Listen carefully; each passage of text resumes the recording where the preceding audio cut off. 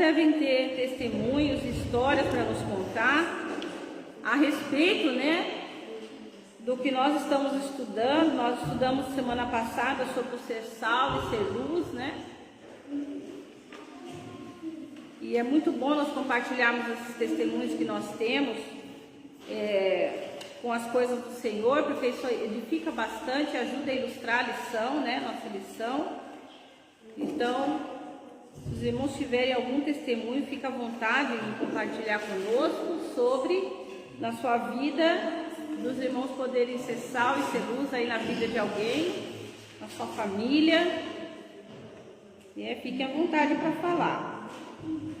Nós vamos também ver a nossa revistinha. Eu vou pedir para os irmãos abrirem na lição 3. Tem uns pedacinhos que eu quero ler junto com os irmãos.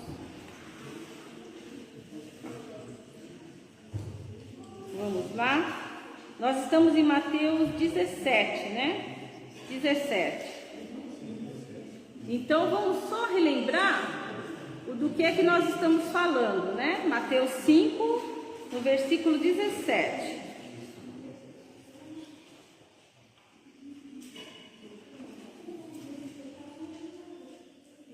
É importante os irmãos terem em mente que toda essa aula que o Senhor Jesus está nos dando é o quê?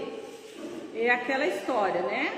Os judeus queriam que o reino judeu fosse estabelecido na terra, né? Queriam que chegasse o rei deles e queriam também que eles se tornassem uma nação independente, né? Não sofresse mais domínio, como no caso aqui, quando Jesus chegou, eles eram dominados pelos romanos. Então eles acreditavam que o Messias era o Messias que vinha para dominar o cenário político, econômico e também religioso deles. Então eles iam voltar a ser aquele reino que eles foram na época de Davi, né? Livres, prósperos, né? Como eles foram na época de Davi e Salomão. Essa era a esperança do judeu quando Jesus chegou à terra.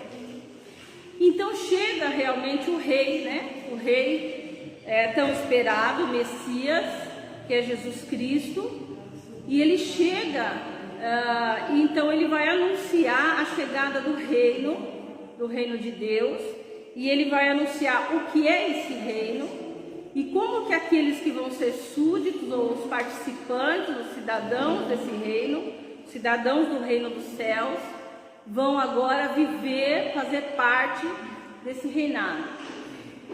E aí isso vai trazer algumas decepções, né, para muita gente da época, porque Jesus vai falar de um reinado que não é terreno, é um reinado que é espiritual. Porém ele está nos ensinando aqui que parte desse reino nós vamos viver aqui na terra. Nós vimos nas bem-aventuranças que nós podemos ser felizes aqui nesse tempo que nós vivemos aqui, né, se cumprirmos as bem-aventuranças.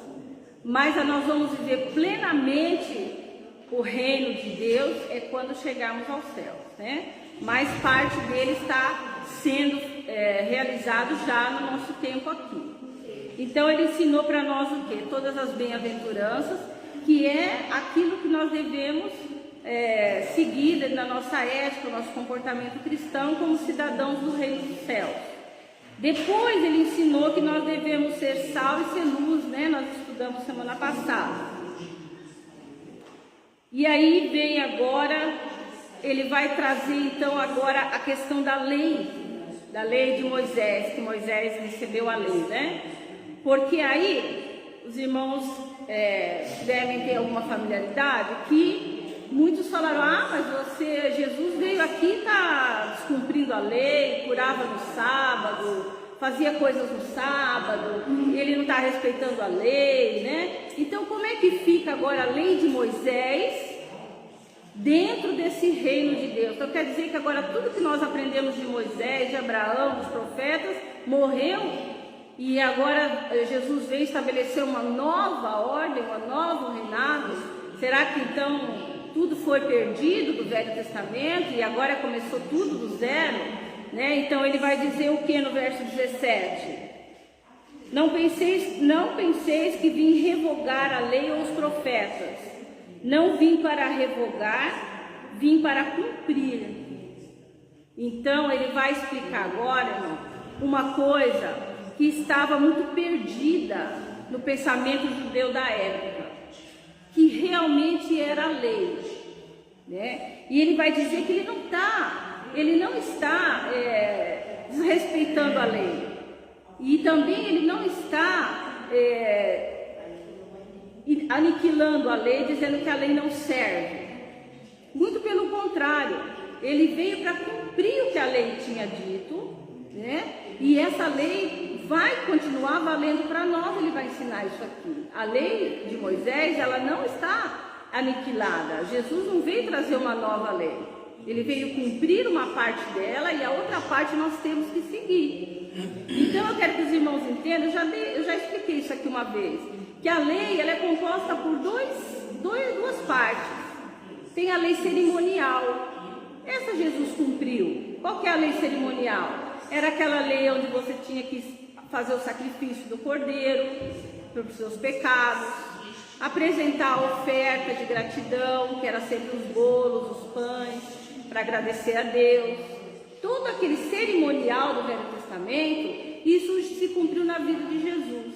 Ele cumpriu isso, ele foi o nosso cordeiro, né? Então, essa parte da lei está cumprida, que é o que ele vai dizer aqui. Eu vim para cumprir. Isso ele cumpriu e nós não precisamos mais cumprir todo esse cerimonial, né? Guardarmos o sábado, porque o sábado já não é mais uma necessidade, né? O sábado era uma lembrança do dia que ele ficou sepultado, então agora ele ressurgiu no domingo, então nós louvamos a Deus no dia de domingo, dedicamos o domingo ao Senhor. Então essas cerimônias que tinha na lei, então isso foi cumprido. Agora, qual é a lei que nós cristãos precisamos permanecer cumprindo? É a lei moral, porque Deus ele não muda, né? E aquilo que faz parte das características de Deus, da moral de Deus, aquilo que faz parte da personalidade de Deus, isso não muda. O que ele ensinou lá para os judeus, isso vai continuar permanecendo para nós. Então, isso que Jesus vai explicar aqui para os cristãos, né, os judeus, na continuidade do que é o reino de Deus. Então você vai ser feliz aqui na terra, nas bem-aventuranças. Você tem um papel muito importante como cidadão dos céus aqui, que você tem que ser salvo, você não pode deixar, você tem o poder de não deixar que o mundo se estrague, você tem o poder de conservação desse mundo, você tem o poder de trazer a luz, que é refletida de Jesus em nós. Então nós temos esse poder de levar a palavra do Senhor e iluminar o mundo. E também nós temos que permanecer cumprindo a lei moral que foi entregue a Moisés. Porém, nós temos que entender, Jesus agora vai fazer, vocês vão ter que entender realmente o que é essa lei. Porque ao longo da história, os judeus foram perdendo o verdadeiro sentido da lei. Eles foram perdendo, eles foram criando coisas em cima da lei que foi fazendo com que o verdadeiro sentido dela fosse perdido. Então Jesus agora no Sermão do Monte, ele vai resgatar, né, o verdadeiro sentido da lei que Moisés trouxe, e ele vai trazer ela mais profundamente ainda. Ele vai tratar na raiz do que aquela lei queria dizer.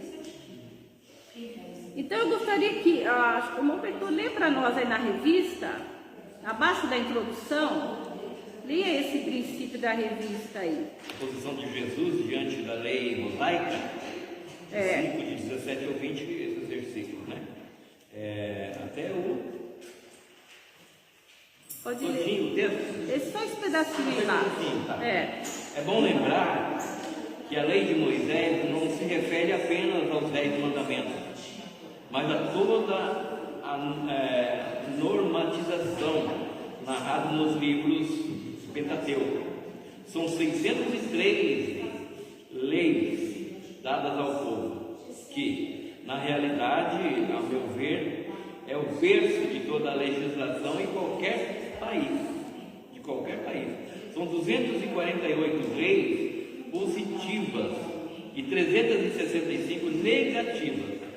Elas abrangem todas as áreas da vida humana. São normas de relacionamento para a saúde de qualquer sociedade. Então, as leis, né? Que foi isso que Moisés recebeu. Então, Jesus veio para cumprir só a parte cerimonial e agora nós vamos ver a parte moral de tudo isso que Jesus vai então nos explicar agora. E ele diz no versículo 18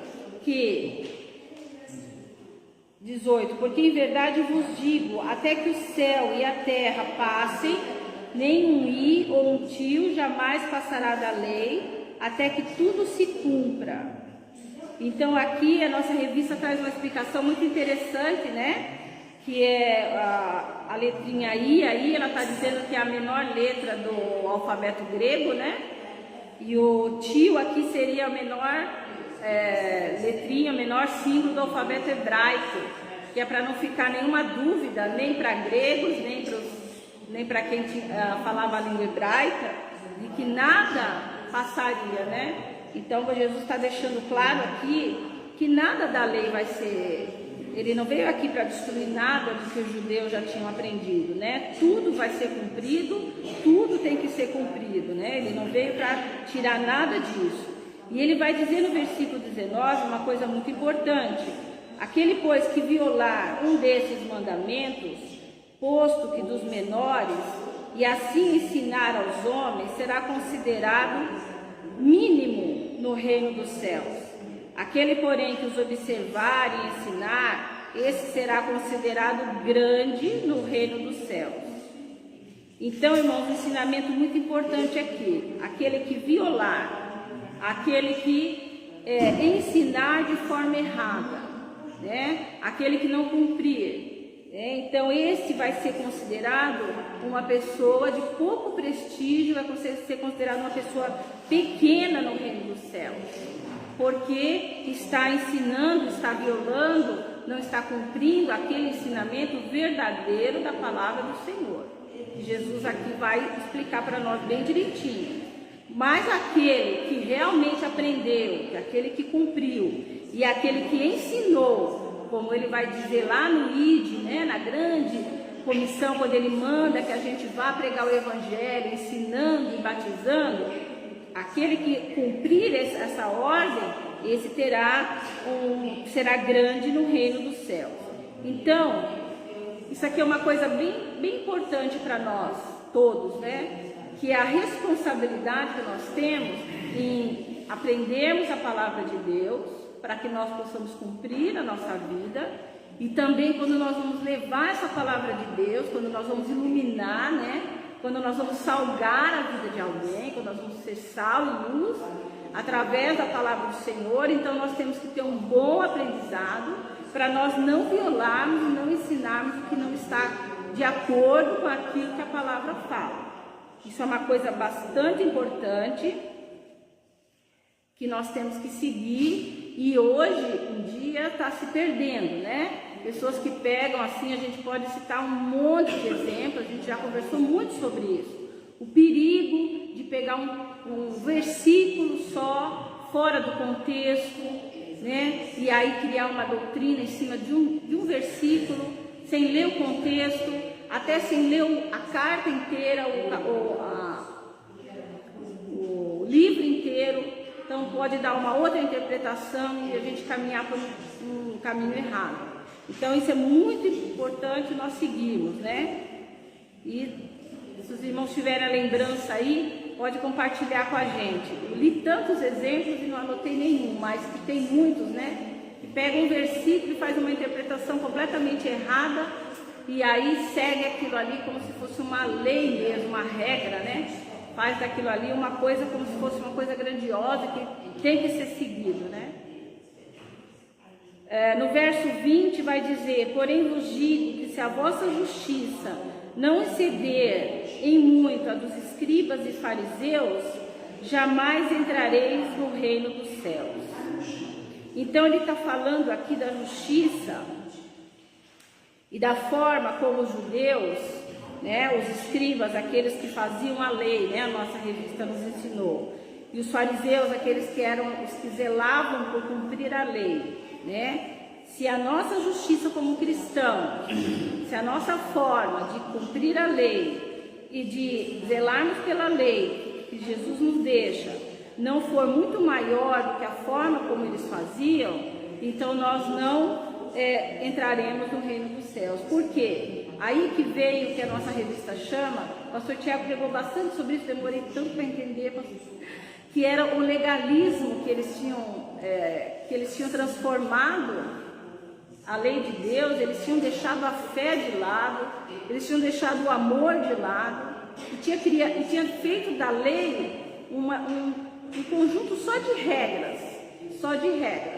né? Um monte de regras para ser seguido, regras que não tinha mais fim e que eles mesmos não estavam dando conta de cumprir tantas regras, né? Então eles estavam assim já oprimidos pela própria lei de Deus, que eles tinham invertido o sentido dela. Então os irmãos lembram quando Jesus falou para eles, eles questionavam no sábado, Jesus falou: mas se um boi de vocês, uma criação de vocês cair num buraco no sábado, vocês vão perder? Não, vocês vão lá tirar. Quer dizer, não podia fazer nada no sábado, mas se mexesse no bolso deles, aí a gente abriu uma brechinha, né? Então eles tinham criado esse conjunto de regras que era uma coisa pesada demais. E os irmãos, eu achei aqui nesse livro, eu vou ler para os irmãos entenderem bem isso. Eles mesmos, os próprios judeus, começaram a tratar com ironia a forma como eles mesmos tinham transformado a lei numa coisa inacessível, uma coisa impossível. Então tem um livro e que traz uma parábola aqui que eu vou ler para os irmãos. Olha só que interessante. Havia uma viúva na minha vizinhança que tinha 2 filhas e um campo. Quando ela começou a arar, Moisés, quer dizer, a lei de Moisés, quando ela começou a preparar o campo para plantar, né, a lei disse para ela: não are a terra usando um boi e um jumento sobre o mesmo jugo. Aí complicou a vida dela, porque ela tinha 2 filhas e ela, mulher, 3 mulheres, se não podia usar um boi e um jumento, ficou difícil para ela trabalhar, né? Isso está em Deuteronômio 22:10. Aí, quando ela começou a plantar, a lei vai dizer para ela: não plante 2 espécies de sementes na sua lavoura. Está em Levíticos 19:19. Então tinha que plantar uma coisa só. Aí ficou mais difícil a plantação dela ainda. Quando ela começou a colher e armazenar o milho que ela tinha plantado, só podia ter plantado o milho. Aí veio a lei e disse para ela de novo: quando vocês estiverem fazendo a colheita da sua lavoura e deixarem um feixe de trigo para trás, não volte para buscar. Está escrito em Deuteronômio 24:19. E não colham até as extremidades da lavoura. Quer dizer, não era para colher tudo. Dizia a lei também. E ela começou a debulhar, e a lei diz: dá-me o dízimo do teu cereal, o primeiro e o segundo dízimo. Ela aceitou a ordenança e deu tudo, porque ela conseguiu plantar muito pouco, porque ela não podia usar o boi e o jumento, né? Ela conseguiu muito pouco. Como ela tinha que dar o primeiro e o último, acabou que deu todo. Então, o que ela fez? Vendeu o campo. Falou: não dá. Seguindo a lei de Moisés, plantar para mim e para minhas filhas não dá. Vou vender o campo, e comprou 2 ovelhas, para que ela pudesse se vestir e tirar algum lucro, caso as ovelhas tivessem crias, né? Então, quando elas tiveram a primeira cria, vem a lei de novo e diz: o primogênito pertence ao Senhor. A primeira cria ela tinha que entregar, né? E ela aceitou a decisão e entregou. Quando chegou o tempo dela tosquiar as lãs para fazer a roupa, então vem a lei novamente e disse: dê-me a primeira lã da tosquia. Era a lei. Primeira vez que tosquia a ovelha, tinha que entregar. Então ela tinha que tosquiar a ovelha, entregar no templo a lã, esperar a ovelha crescer a lã de novo. Quer dizer, não lucrou nada, ficou na mesma. Então ela pensou: eu não posso colocar-me contra esse homem. Vou matar as ovelhas e vou comê-las, né? Porque porque criar ovelha também não deu certo para ela, porque a lei não permitia. Então Arão, né, que é a lei, veio e disse: dê-me a espádua, a queixada e o estômago. Tinha que entregar a parte do que ela matou, ela tinha que entregar. Então ela disse: mesmo quando as matei, eu não me livro de você, se livra da lei. Farei com que elas sejam consagradas. Então ela falou: então eu vou fazer o seguinte, eu vou consagrar. Então Arão disse: nesse caso, elas pertencem inteiramente a mim. Aí a mulher ficou sem nada. E ele as pegou e foi embora, deixando a mulher chorando junto com as filhas. Então, o que aconteceu? Nesse caso aqui, se ela cumprisse a lei da maneira como eles estavam interpretando, seja plantando, seja criando ovelhas, ela ia trabalhar só para cumprir a lei, não ia sobrar nada para ela, né? Então, não teve jeito. Então, é uma parábola, né, que os próprios judeus escreveram, né, alguns, para ironizar a forma como eles estavam interpretando e tornando a lei uma coisa pesada e viabilizando a vida deles mesmos. Os irmãos entendem? Por isso que Jesus veio aqui e disse que se a nossa justiça não for além da justiça dos judeus, dos escribas, dos fariseus, então nós não vamos entrar no reino dos céus com uma justiça dessa. Aí os irmãos vão falar para mim: mas Alessandra, isso aí era a época da lei, né? Hoje nós não temos mais esse monte de regras na igreja, né? Será, irmãos? Será que as igrejas hoje não estão colocando esse jugo na vida dos irmãos? Será que as igrejas não estão querendo colocar regras além do que aquilo que Jesus ensinou? Né? Aí a nossa revista falou aí do legalismo, né? Daquelas pessoas que não entendem também o ensinamento de Jesus, e elas vêm interpretando mal, né, o que Jesus ensinou, e também fazem do cristianismo, também fazem dos evangelhos um fardo pesado também, assim como os judeus fizeram nessa história que eu contei. Tem cristãos que também estão fazendo isso na vida de muita gente. Então vamos ver alguns casos aqui que a nossa revistinha trouxe.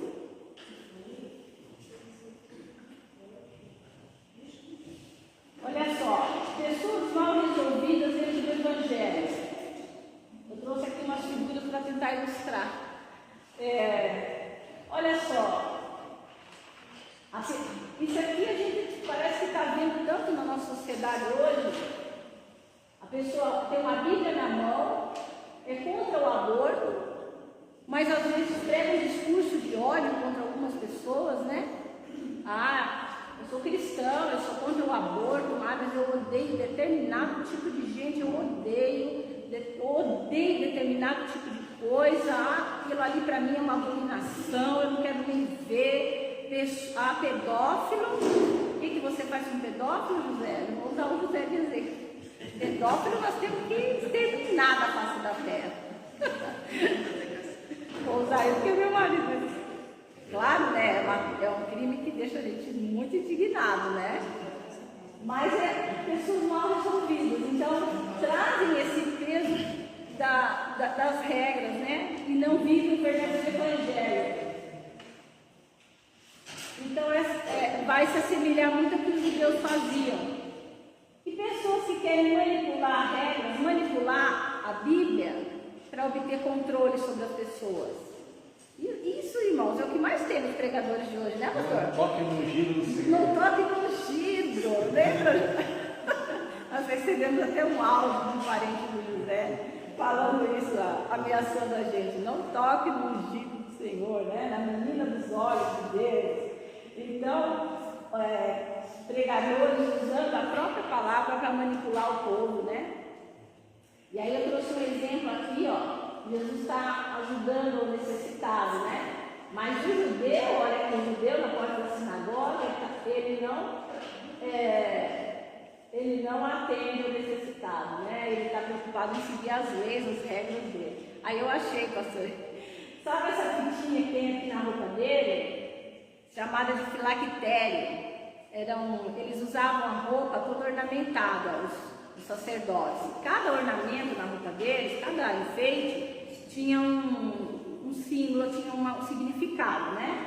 E esses aqui, esses enfeites que eles carregavam, era para mostrar assim, o grau que eles tinham, né, na hierarquia, se eram mais ou menos religiosos. Então, esse aqui tem um filactério bem grandão, ó, que é para mostrar que ele é muito religioso. Ele é tão religioso que o filactério dele, ó, sai arrastando pelo chão. Leia alguém para nós aí, Mateus 23:5. A gente vê aí o que é o filactério dele.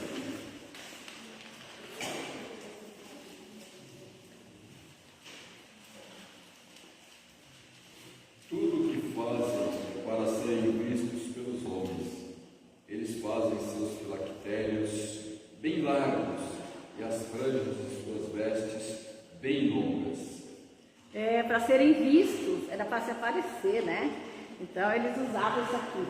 Aí tem um pastor que estava me contando uma história que foram fazer um evento e na cidade tinha um judeu, né? Fazia parte da sinagoga, todos os jovens resolveram chamar o judeu para participar, dar uma palestra, tudo, e o judeu foi lá, muito prestativo na igreja batista, e conheceu os irmãos, e foi dar a palestra, né? E o pastor falou para ele assim, olha, o senhor está com... tem um pano aí, uma coisa do senhor que está caindo do seu bolso, né? O pastor falou para ele. Aí ele falou bem pomposo para o pastor, é o meu filactério. Aí o pastor falou como que eu não percebi que era, né? O pastor ficou assim, olha, eu nem me toquei que era o filactério dele, mas ele falou todo pomposo, né? Então, mas é a questão de manipular, né? Pessoas que se agarram à lei, né? Que se agarram às regras, esquecem da graça, né? Pessoas que se preocupam mais em obedecer regras. Ai, se eu cortar a ponta do meu cabelo, não tenho entrada no reino dos céus. Nossa, eu conheço pessoas que isso aí é uma coisa terrível para elas, é um peso tremendo, irmão. Conheci uma senhora que testemunharam para ela que uma irmã raspou as pernas, depilou, e a outra teve um sonho que quando chegou no céu, Jesus não deixou de entrar com as pernas, teve que ser amputada. Então, ela tinha um cabelo, há 60 anos de crente, o cabelo dela arrastava longe assim, ó. Era uma vez por semana, 2 filhas para cortar, né? Então, agarra-se demais a regra. Então, eu trouxe um exemplo aqui, ó. Esse aqui é um judeu do primeiro século.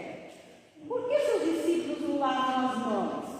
Né? Eles tinham essas coisas, levavam isso muito a sério. Agora, olha o pastor do século XXI, que é extremamente legalista. O que esses metaleiros fazem na minha igreja? Né? Não pode. Está vindo na igreja? Não, você tem que vir de terno e gravata, bem bonitinho, né? Não pode vir. A igreja tem regras, né? Aí o pastor não prega de terno, e pastor, você pode.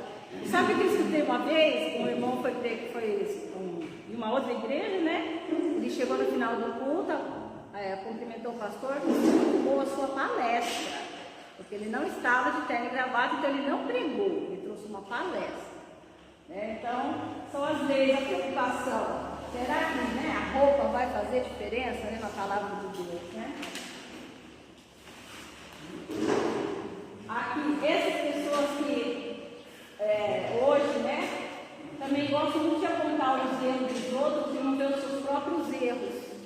Esses legalistas, né, que eram como os judeus antigamente. Olha só, eles estão fazendo uma encenação na igreja, mas na verdade são eles mesmos tocados.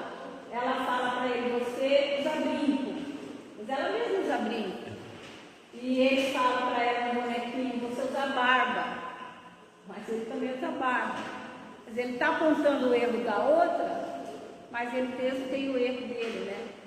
Mas são regras, não passam de regras, né? E pessoas que assumem uma autoridade além do normal, né? Que querem realmente mandar na vida dos irmãos, né? Mandar na vida da igreja, serem uma autoridade fora do normal. O pastor tem a autoridade dele, mas nunca acima de Deus e da palavra, né? Mas tem pastores que são assim, líderes que são assim, né? Então são líderes que a nossa revista está chamando de líderes legalistas, igual os judeus fizeram com a lei. Tornaram a lei uma coisa sem vida, sem amor, sem fé. Tornaram a lei simplesmente regras para se cumprir, né? E aí vai vir Jesus falar para nós. O que Jesus vai falar? Os irmãos leiam para nós aí o verso 20.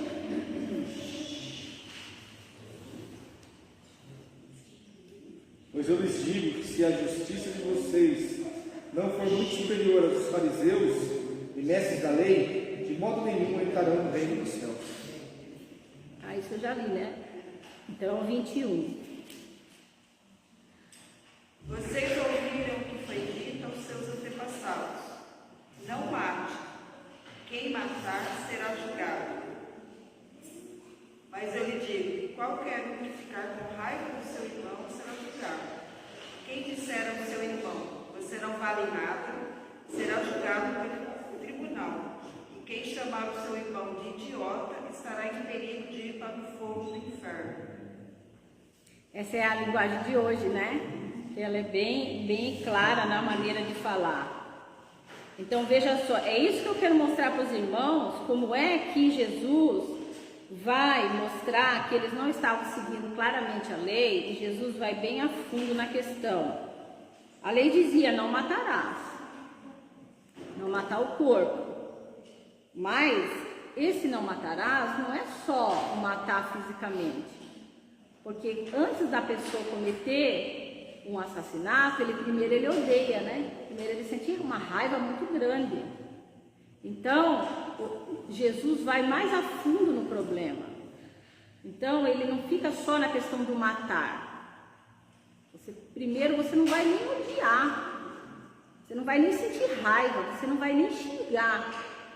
Porque quando a pessoa chega ao ponto de matar, primeiro ele odiou muito, ele xingou muito, ele maldisse muito aquela pessoa, né? Então, por isso que eu falo, Jesus foi mais fundo no problema do assassinato. Não é só o matar. O assassinato em si, ele não começou na hora que a pessoa foi lá e deu um tiro à facada. O assassinato, ele começou no coração da pessoa quando ele já sentiu aquele primeiro impulso de raiva, né? De ressentimento, de ódio. Então Jesus vai falar aqui que você não é só simplesmente não matar. Não vamos nem começar esse processo até chegar realmente à morte. Então você não vai xingar, não vai sentir raiva, não vai sentir ódio, não vai se magoar, não vai guardar o ressentimento. O ressentimento é uma coisa que fica no coração da gente, ele vai crescendo. Quando vê, toma uma proporção que a gente nem percebe, a gente está sentindo uma coisa grande, mal pelo outro, não é assim? Irmãos, eu gostaria que vocês contassem testemunhos, porque eu não tenho muita história para contar. Eu queria que vocês ilustrassem. Eu não sou de muitas histórias. Então é isso que Jesus vai dizer, né? Que o mais importante, então, é você não sentir esse sentimento ruim. Por isso que lá em Efésios fala que a gente pode se irar. O irar-se é uma coisa que até é explicável, né? Porque a nossa revista até traz uma explicação científica, que é um excesso de adrenalina no nosso corpo, uma descarga de adrenalina, você sente aquela raiva na hora. Mas isso não pode permanecer no nosso corpo por muito tempo. A gente tem que procurar mecanismos de relaxar, porque a adrenalina em excesso, a revista explicou isso, né? Ela faz mal para o nosso organismo. Assim como a raiva também, se ficar no nosso coração, faz muito mal para nós. E é um caminho, diga-me. Termina essa fala aí, eu falo. Não, já é isso mesmo, pode falar. Então, a irmã estava falando de judeu, que eram legalistas, né? E de Jesus, que entra um novo formato de vida, vamos dizer assim. Aí eu estava lendo aqui que o legalismo é um estilo de vida, de pessoas que acreditam que o cumprimento das regras torna o indivíduo merecedor do favor e da salvação divina. Aí nós observamos, nós somos legalistas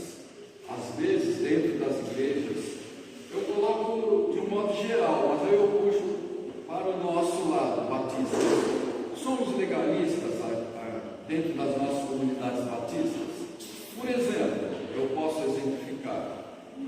Eu estava conversando com o Tiago esses dias sobre legalismo, cultos muito formais, cultos muito. Eu não posso tirar bancos e porcadeiras, eu não posso ter uma guitarra, uma bateria. Eu já vivi em igreja assim. Dei uma bateria, ficou 5 anos no porão da igreja, porque não podia tocar tambor dentro da igreja batista. Isso é legalismo, achando que aquilo ia ofender a Deus.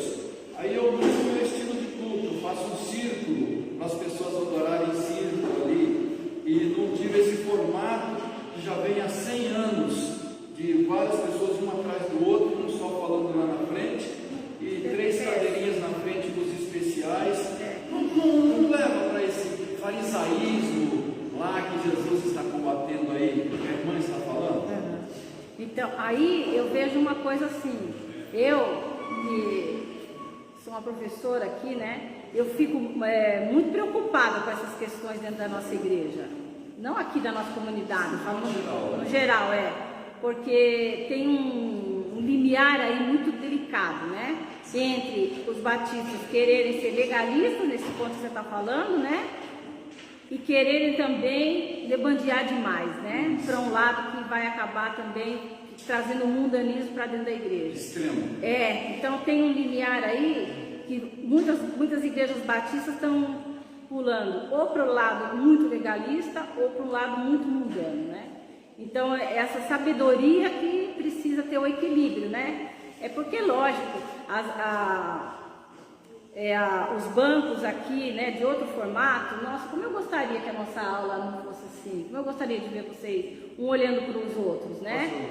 E eu não estar aqui na frente. Exemplo histórico, né? A igreja se formou, a igreja primitiva, ela sempre se reunia em círculos, tá? Um olhando para a cara do outro, vendo a necessidade do próximo, vendo a afeição.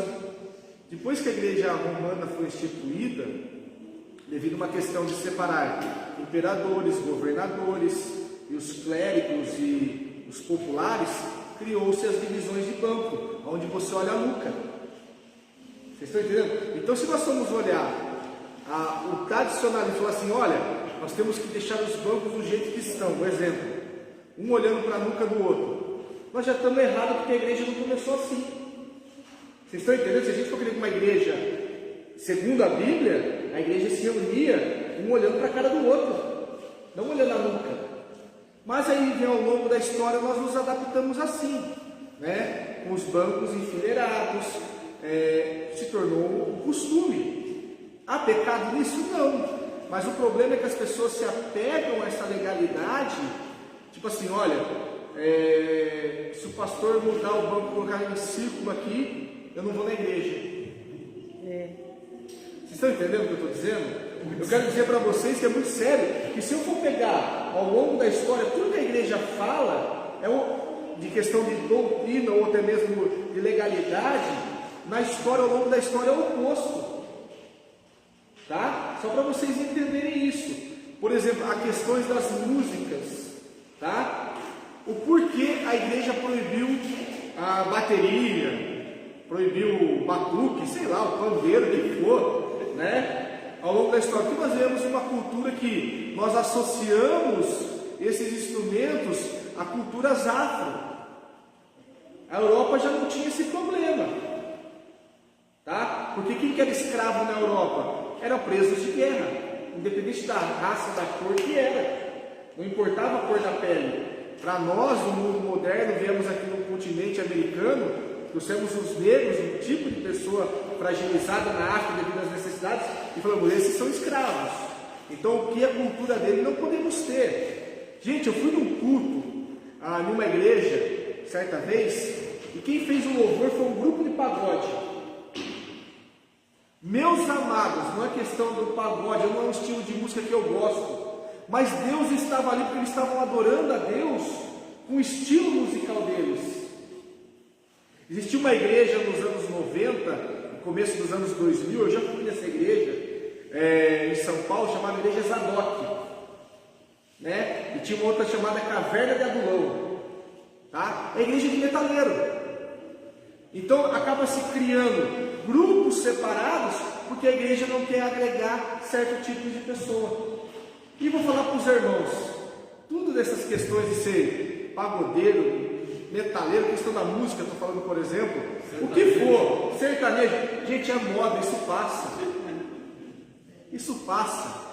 Então, vamos receber em nome de Jesus.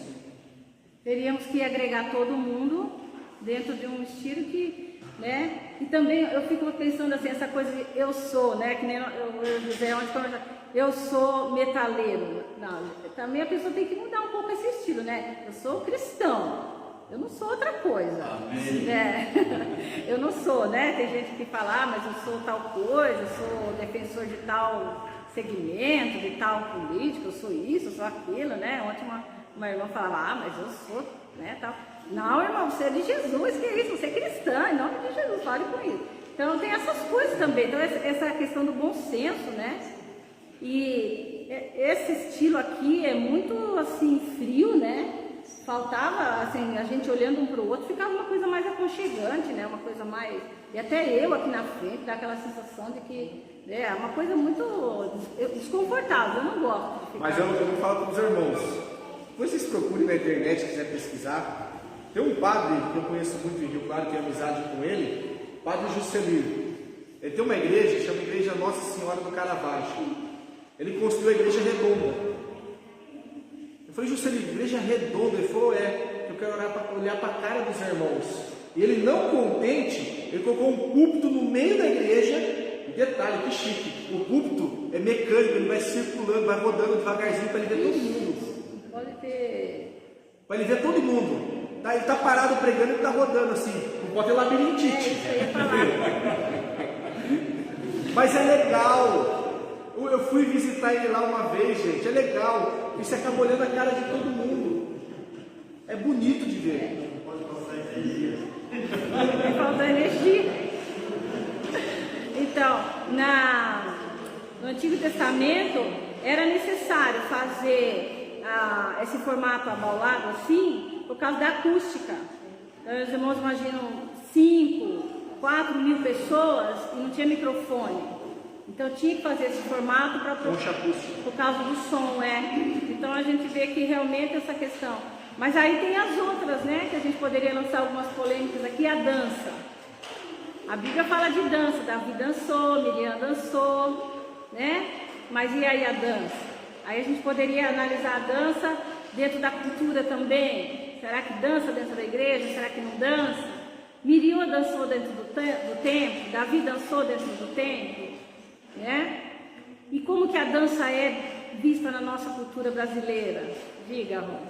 Eu fui na Igreja Batista Atitude no Rio de Janeiro, que não sei quantas mil pessoas, o palco era enorme. Eles contrataram uma equipe de dança profissional, crentes, e eles dançavam as músicas lá na frente, com bailarinos e bailarinas, assim, sem aquela questão sexual, aquela sensualidade, adorando a Deus, porque eu achei aquilo incrível, Deus ouviu, né, Deus? Eu achei aquilo incrível. A forma de adorar a Deus dançando lá na frente, a professora ali do lado, ela subiu no palco e dançou junto com os dançarinos, os bailarinos e bailarinas, adorando na hora do culto. Gente, é lindo. Como Deus deve ter se agradado daquele culto, daquele formato. Quer dizer, são formatos. Nós não podemos nos prender a formatos, a estética. A gente tem que criar, inovar para adorar o Senhor. Isso é maravilhoso. Diga vocês.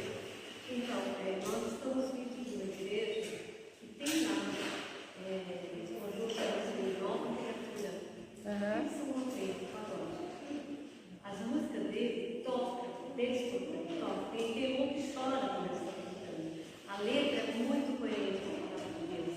Eles fazem parte do evangelismo. Eles são todo primeiro domingo do mês na praça lá de Mauá. Eles fazem o evangelismo. E junta pessoas ali no nome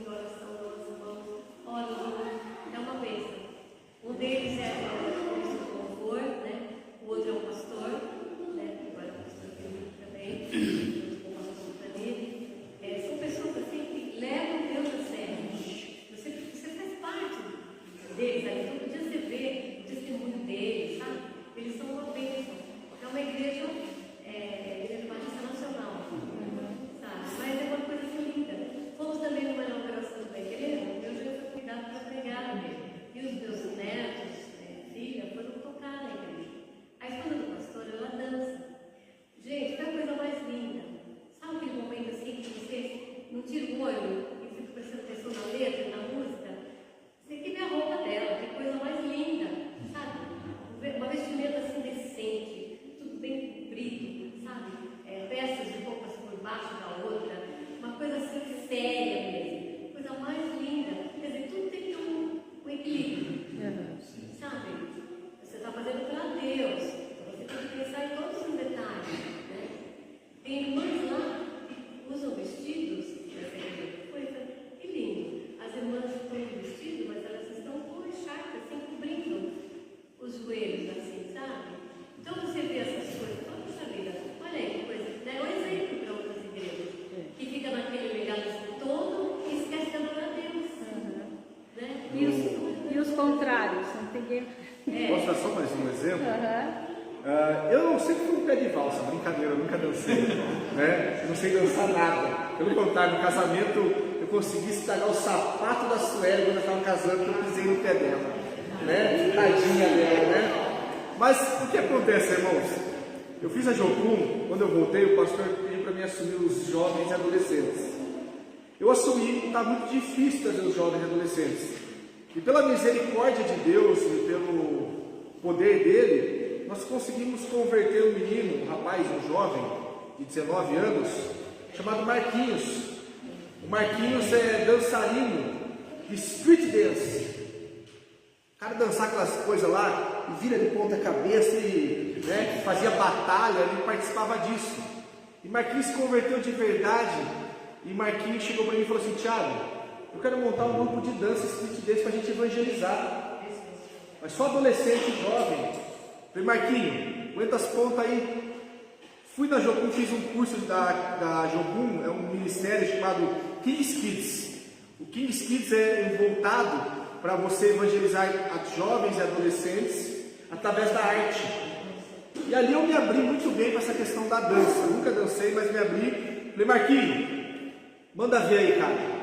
No culto dos jovens, adolescentes, começa por aqui e depois a gente vai levando daqui para frente. Marquinhos, em 2 meses, de 3 jovens com ele dançando, foi para mais de 50 adolescentes dançando. Resumindo a história, o grupo, quando eu saí da igreja, tinha 120 pessoas dançando street dance break. E eles faziam evangelismo nas escolas, no carnaval, evangelismo em festas como Halloween, essas épocas festivas, esse estilo, os adolescentes faziam evangelismo, né? Uma vez eles fizeram um evangelismo muito interessante. Todo mundo lembra aí do clipe do Michael Jackson, chamado Thriller, né? Eles estão vestidos de zumbi. E eles fizeram uma paródia desse clipe, mostrando que nós não estamos mortos, nós somos vivos em Jesus Cristo. Meus amados, eles apresentaram mais de 60 igrejas essa apresentação.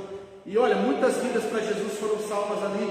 Então assim, através de uma arte, uma poesia. Por que nós permitimos a poesia? Não é ministério. A dança não é ministério. A Bíblia fala que ministério, o que é ministério na igreja? Louvor e adoração, ensino da palavra, o ensino, tá? E ajuda aos necessitados. Poesia, dança, criança cantando, ministério de criança, a gente coloca como ministério, mas não é departamento, porque a Bíblia não intitula isso, mas nós aceitamos, porque não mexe no nosso ego. Eu sou um cara muito duro a questão da internet, né? Eu sou um cara que, olha, mas Deus tem trabalhado no meu coração, tem falado comigo: Thiago, você tem que ir aonde não estão indo e onde você não pode chegar. E Deus está trabalhando no meu coração ao ponto que eu até falei com o Rodrigo essa semana. Falei: Rodrigo, nós vamos conseguir daqui a um tempo investir em equipamento de filmagem? Nós vamos conseguir? Só para os irmãos entenderem, existe uma tecnologia chamada metaverso. Já ouviram falar? O Facebook não chama mais Facebook, chama Meta, a empresa. O metaverso é você ter um personagem virtual, onde você tem uma vida virtual. Tem vários tipos de jogos que já são metaverso, Sandbox, tantos outros jogos. Tem joguinho que seu filho joga chamado Minecraft, que é montar bloquinhos. Aquilo é um metaverso, onde a pessoa vive naquele mundo.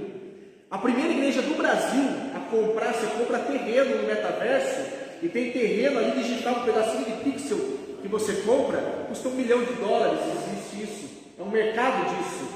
E a primeira igreja do Brasil a montar uma igreja no metaverso, chama Igreja Batista da Lagoinha.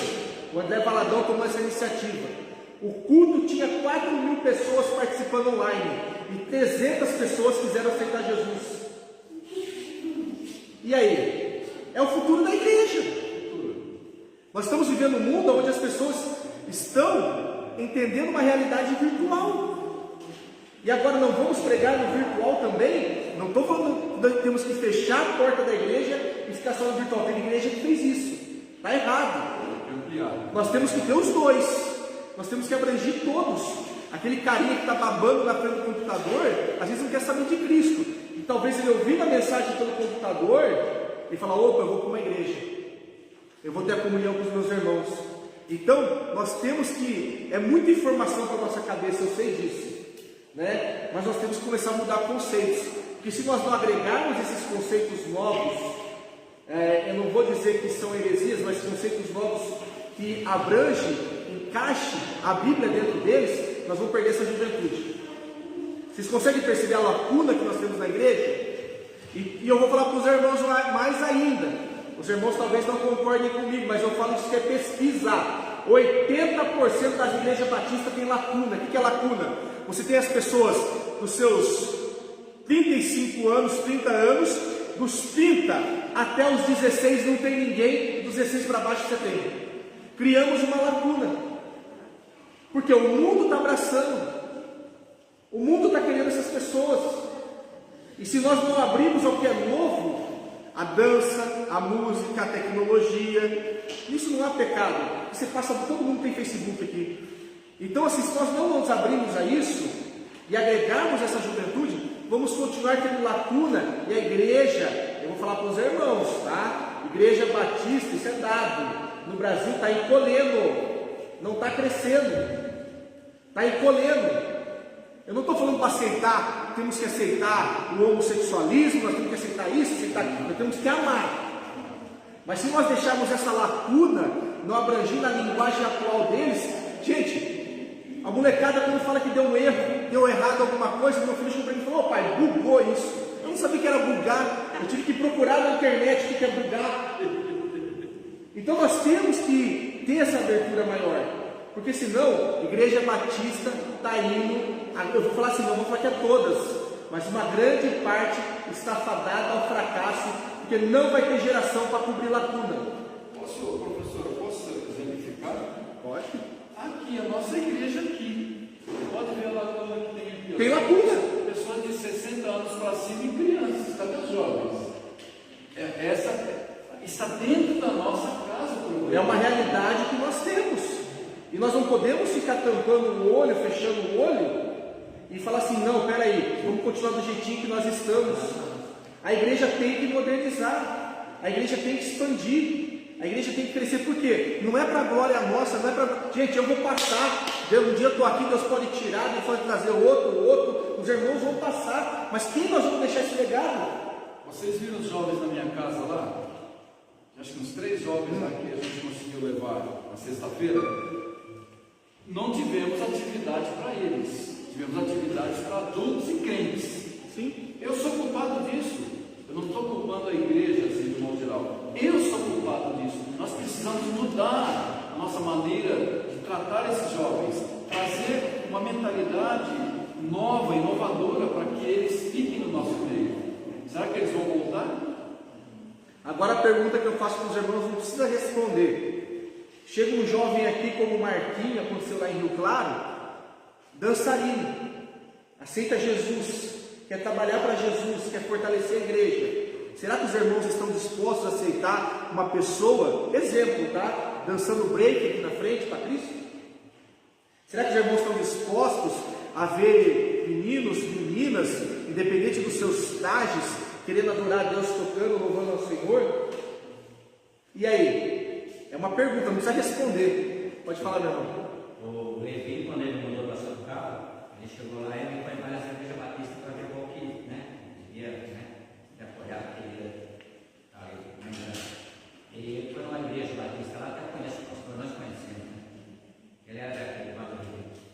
E ele fazia parte da diretoria do Vale do Rio. E ele tem a igreja dele lá e ele chegou lá, saiu fora, falou, só tinha cabeça branca. Vai do segundo lá, só cabeça branca. Como que eu vou estar junto, eu sendo jovem, minhas crianças, minhas meninas, tudo numa igreja dessa? E cadê ele? Cadê esse jovem que vem aqui na nossa igreja? Cadê o pessoal que lá numa música? Cadê esse pessoal? E meu irmão, é assim, ó. É o seguinte, nós temos que cativar. Olha aqui, você tem que aceitar as diferenças, não é concordar com a diferença, não é você falar assim, tá em pecado, vou aceitar, não, é amar. Entendeu? Porque a mudança que quem faz é o Espírito Santo. É isso que nós temos que entender. Então a legalidade que a Alessandra está falando hoje é um desafio muito grande, porque assim, eu vou falar para os irmãos com toda a sinceridade no meu coração. Tem hora que eu quero trazer objetivos para a igreja, mas eu acho que eu estou pisando em casca de ovo. Pastor, dá licença. Aí continuando o assunto. E aí, quando chega na quinta-feira aqui, quem é que vem aqui? Só os cabeça branca. Diz que abriu a igreja aqui. Não, cabeça branca é benção. É benção. É benção. Cadê esse jovem que chega no dia que vai fazer um culto, uma festa que tem igreja alta, de gente jovem aqui? Sim. Os nossos jovens. E aí que tá, eu vou falar para o irmão uma coisa muito interessante para os irmãos, né? E com essa pandemia, os jovens acharam uma desculpa, que é uma desculpa, para se afastar da igreja, tá? Eles vivem a vida normalmente, tá bom? E não é só nós que está sofrendo com isso, tá? Eu estava conversando com o pastor Rodrigo da Bola de Neve, ele falou, Tiago, meus adolescentes sumiu. Ele falou, você não sabe a luta que está, que é uma igreja que tinha muito adolescente. Ele falou, sumiu. Ele falou, hoje eu estou com uma faixa etária acima dos 20 e poucos anos. Ele falou. Então, meus amados, você fala assim, nossa, nós aqui, mas uma igreja que se diz atual, né, está passando por isso também. Então nós temos que, olha, primeiro princípio, tomar o lugar de Alessandro e falar rapidinho, nós temos que dobrar nosso joelho, clamar a Deus. Temos que clamar a Deus para levantar gerações. Temos que clamar a Deus para levantar. Se essa que nós estamos semeando vai ser essa que vai levantar a igreja, que seja eles em nome de Jesus. É como a Alessandra falou. A Bíblia falava lá em Levítico 19, olha, se deixou o feixe para trás, não vai buscar. Segue em frente. Então se é essa que nós estamos plantando, nós vamos colher elas em nome de Jesus. Nós vamos clamar. Vamos clamar para que o inimigo não venha ceifar. Vamos fazer a nossa parte, vamos aceitar, vamos apoiar, vamos estruturar. Em nome de Jesus. Viu? Nos cabeça branca da igreja dá testemunho também, porque tem muitos que não dão testemunho. Os jovens nem conta, falam, você está assim, dentro, para a pessoa é assim. E olha, criança, adolescente aponta e fala. Fala. Os primeiros. Irmão Rubens, sabe o que você vai falar? Diga, irmão Rubens. Estou observando, eu fui criado na Igreja Batista, com 3 anos eu estava no palco fazendo encenação. É, uma coisa que... Aos 20 e tal anos, eu e ela, minha senhora, trabalhávamos no palco. Conseguimos montar um cinema e um auditório com as peças natalinas. A molecada ia atrás da gente para ser igual. Eu, com 3 anos, apanhei 30 dias para decorar João 3,16 e o senhor fala 50 anos. Porque na Igreja Batista antigamente você faz o comando e cala a boca. Acabou esse cala a boca. Também foi embora todo mundo. Qual é a igreja que tem uma peça natalina? Me diz uma que eu estou procurando, não acho. Que Deus corais, onde eles estão? Na picanha. Também não tem. Tem 2 ou 3 que se rebentam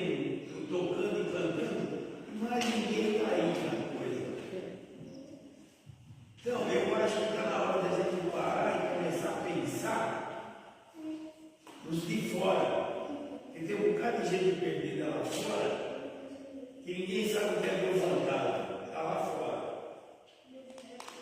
E ninguém vai lá buscar. E eles só vêm para cá se tiver alguma coisa diferente. A nossa igreja tinha 500 membros. Nós fizemos 4.000 pessoas dentro do teatro. Eu não sei quem são, não sei quem eram. E o palco caindo, e nego atrás do palco segurando os panos. E seu Rubens mais 4 lá, querendo visitar Cristo, onde Cristo nasceu. E a fogueira aqui no meio. Quer dizer, onde é que está essas coisas para chamar o pessoal? É chique, é bonito ficar atrás do culto e blá, com 200 cadeiras vazias. E daí? Não é aqui, é lá fora. Mas Está tudo fechado na parede. aí que está, meus irmãos. É um grande desafio, por quê? Agora eu vou falar para os irmãos na prática, né? Hoje em dia se fala assim, vou montar um ministério de teatro, a molecada não está nem aí. Se você falar assim, vou montar um ministério de dança, são poucos que vão participar. Ministério de música, a molecada não quer aprender não quer estudar, é uma realidade. Agora fala no videogame, fala no computador, aí já falou que quer, né? Então assim, tá difícil demais, tá? Mas também eu entendo o seguinte, Jesus está voltando. Jesus está voltando, mas não é porque está voltando, nós vamos deixar de fazer a nossa parte, vamos tentando. Mas vamos tentando.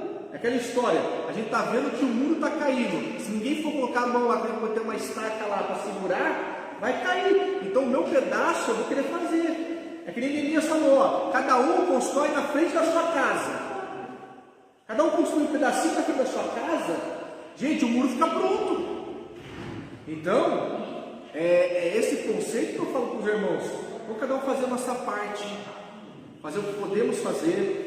Todo mundo aqui tem chamado, todo mundo aqui é capacitado, todo mundo tem ministério, todo mundo tem condição de pregar, anunciar o Evangelho, todo mundo tem condição de falar com o seu vizinho. Vocês estão entendendo? E tem igrejas para todos os tipos nos dias de hoje. Ah, nós somos uma igreja, vamos pegar um contexto atual, uma igreja dos cabeça branca. Mas podemos trazer mais cabeça branca então para cá, por que não traz mais? Por que não tem um grupo de terceira idade fortalecido? Um grupo animado?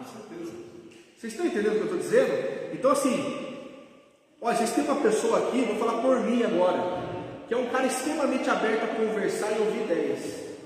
Se algum dia alguém falar assim, o Thiago não conversou, não quis ouvir a ideia, misericórdia, que Deus me castigue, porque eu quero ser corrigido por Deus. Então, meus amados, vamos botar em prática. Eu fiz um pedido no grupo dos homens, acho que tinha 12 homens aqui quando eu fiz, eu não me lembro a contagem certa. Eu falei, eu preciso de gente que me serve da porta. Uma pessoa me procurou. Gente, eu preciso de introdutor na igreja. Uma pessoa me procurou. Cadê o resto? É tão simples receber uma pessoa com um sorriso. Tem uma outra coisa. Tem gente que veio na igreja, depois não veio mais. Ninguém foi visitar para saber se está com dor de barriga. Seu Luiz cortou as pernas, levou 2 anos, o pastor da igreja, não foi nem o pastor da igreja, foi um missionário que pegou o pastor da igreja próxima e levou em casa, sabe o que estava acontecendo comigo? Ninguém apareceu em casa. Tem senhoras aqui da igreja que não estão vindo aqui e vocês não sabem o que está acontecendo com elas. Na minha casa, não apareceu na minha casa até hoje. 16 anos que eu moro aqui. Dá para contar nos dedos se não foi na minha casa. Isso é uma... Quando eu cheguei aqui me assustei com isso. Então são coisas assim que fica muito no detalhe, mas outras que então quer dizer, é um abrange muito. Os irmãos vejam que nós começamos com coisas bem grandes, Ministério de Dança, e nós estamos afunilando, né? Vai chegando, né? E nós estamos afunilando para a questão de um e visitar o outro que está faltando. Aqui, ó, minha porta está aberta. Você morre, que nem sabe o que eu morro. Então, isso que eu achei interessante quando eu cheguei aqui. Muitos não sabem aonde o outro mora, né? Nós conhecemos há quanto tempo nós conhecemos? Eu só fui na sua casa uma vez. É verdade. Quantas vezes a Rose foi na sua casa? Eu já fui na sua casa. A Rose foi bastante. Aí deu pandemia. Aí deu pandemia. Irmãos, vamos ver aqui. Vamos então trazer aqui eu vou puxar aqui para o meu lado, da escola dominical. Ministério de dança, quando eu puxei esse assunto. Quando eu falei na questão do limiar, né? Uma questão bem que tem que ter o Ministério de dança. Pode haver edificação através desse ministério? Vou dizer para os irmãos que eu não tive a experiência que a irmã Cleide teve, o irmão Rony, de ver, porque eu dificilmente saio da igreja que eu estou. Nunca vi. Mas, antes de colocar um jovem aqui na frente para dançar, ele precisa estar bem alicerçado aqui na palavra de Deus na escola dominical. Né? O que eu vejo lá na escola, das meninas, dos meninos que participam dos ministérios de dança das outras igrejas, quantas saíram grávidas, quantas abandonaram a igreja. Se pergunta da salvação, se é em Jesus Cristo, se é pelas obras, é pelas obras. E estão dançando lá na igreja. Ser convertido. Então, irmãos, primeiro, assim, essas pessoas, para esse tipo de ministério, que ele é muito delicado, porque dentro da nossa cultura envolve, aliás, todos, né? Mas a dança dentro da nossa cultura envolve muita questão da sensualidade, né? Então, é muito importante aí a gente alicerçar esses jovens no ensinamento, né? Então nós temos que passar por um longo caminho ainda, até nós aqui, já que nós afunilamos, né? Existem algumas pessoas aqui que são extremamente resistentes a vir na escola dominical ainda, nós temos que trabalhar essas vidas ainda, para daí a gente trazer para o ministério de dança, porque ainda ele é resistente em ler a Bíblia, é resistente em estudar, é resistente em fazer parte de um grupo de estudo, não quer vir à escola, não quer aprender. E aí, então, nós temos todo esse lado que temos que tomar cuidado. A questão da igreja do metaverso, que o pastor falou, vou falar aqui, pastor, de uma maneira mais didática. A igreja do metaverso, que eles estão criando a igreja virtual. Né? Você passa a ser um membro de uma igreja virtual. Tudo dentro do computador, né? Então, você entra na igreja, o seu bonequinho entra lá, você senta. Então, também tem a questão que eu acho que tem cuidado aí. Tem um lado que o pastor falou que é muito bom, até um certo ponto, mas eles estão extrapolando. Será que a ceia virtual é válida? Será que o batismo virtual é válido? Será que quando Jesus falou sobre a comunhão entre os irmãos, essa comunhão virtual é tão válida? Então, eu estou lançando essas perguntas, porque são assuntos novos, né, que a gente está, e dentro do curso que eu estou fazendo, a gente conversou um pouco sobre isso essa semana. Então, são assuntos que a gente tem que pensar bem para a gente analisar, né? E como é uma coisa nova que está surgindo, a gente tem que estar acompanhando e verificando. Que as tecnologias estão alcançando as pessoas, isso estão. Se não fossem as tecnologias, eu não tinha estudado tanto que eu já estudei esses últimos tempos. Mas também tem os perigos, a gente tem sempre que estar vigilante, né, nas coisas do Senhor.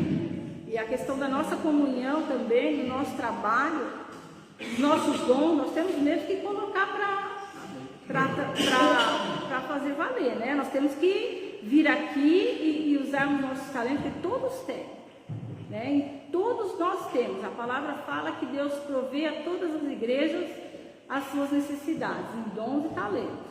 Então a gente não pode olhar para o outro e às vezes desanima, eu não vou fazer mais porque o outro falou isso, o outro disse que não estava bom. A gente dá umas desanimadas assim na carreira da fé, mas nós temos que nos reerguer e seguir firmes, né? Em oração uns pelos outros.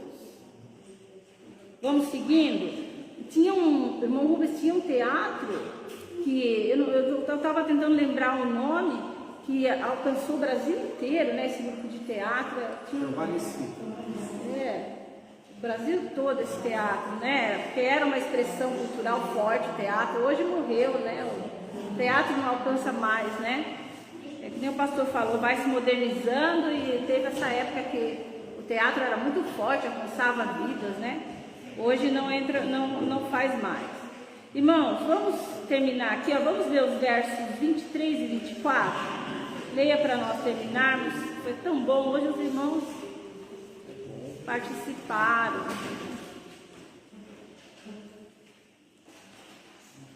Portanto, se você estiver apresentando sua oferta diante do altar e ali se lembrar de que seu irmão tem algo contra você, deixe sua oferta ali diante do altar e vá primeiro reconciliar-se com seu irmão.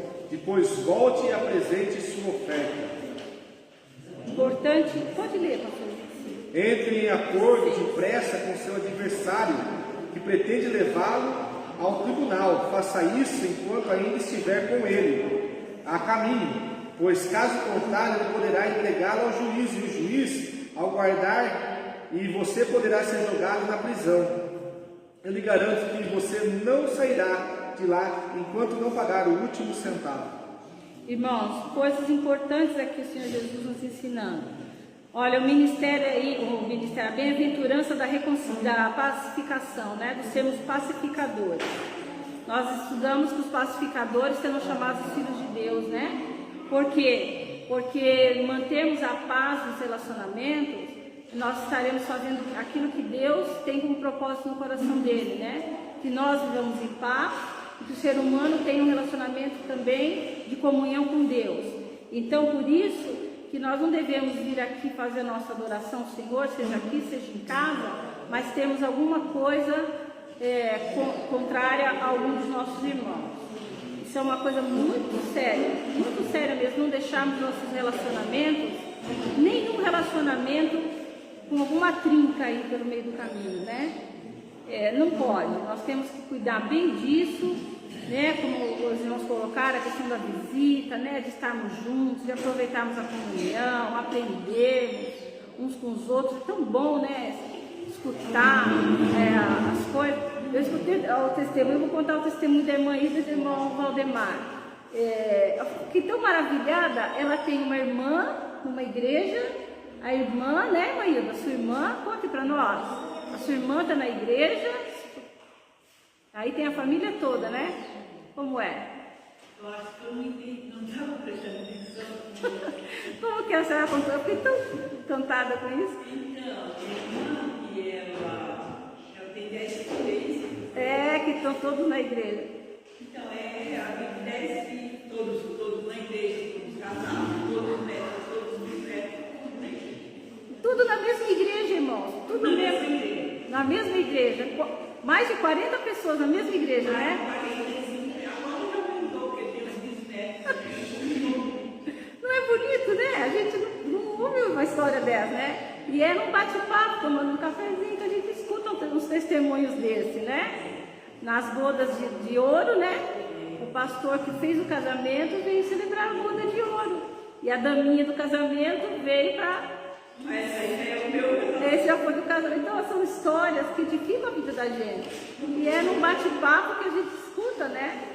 Então é muito bom essa questão da comunhão. Então não perdemos isso aí, porque a gente aprende uns com os outros. Eu tenho meu caderninho, eu anoto tudo que os irmãos me ensinam a respeito de criação de filhos.